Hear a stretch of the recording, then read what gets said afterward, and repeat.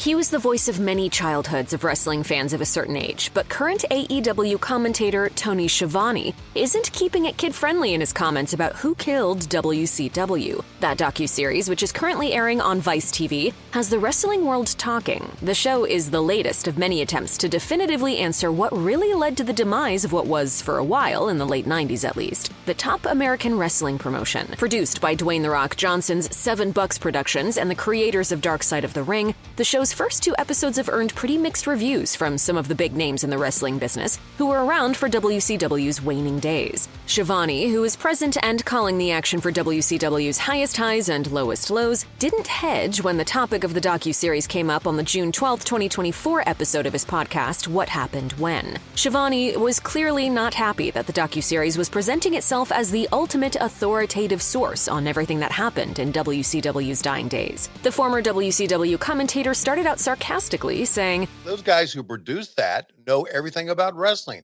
They're the smartest men in America.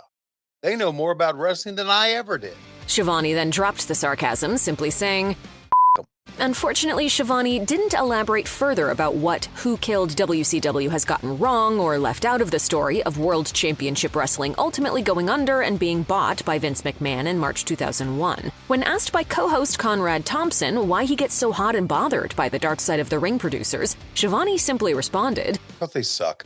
Schiavone then quickly moved on to keep talking about the main topic of the episode, WCW Clash of the Champions 15. Aside from a brief stint in the WWF in 1989 and 1990, Schiavone was a mainstay of WCW and its precursor, Jim Crockett Promotions, for nearly 20 years, serving as an interviewer and commentator before becoming lead commentator for WCW Monday Nitro for most of its run on TNT. After WCW collapsed, Schiavone left the wrestling business entirely, save for one infamous appearance in TNA in 2003. "What is keeping pro wrestling down is people like you." He called minor league baseball games and did sports radio in the Atlanta area for most of the 2000s, and even ended up taking a part-time job at Starbucks for a while to make ends meet. They have great benefits. It's a great place to work. I've always loved Starbucks.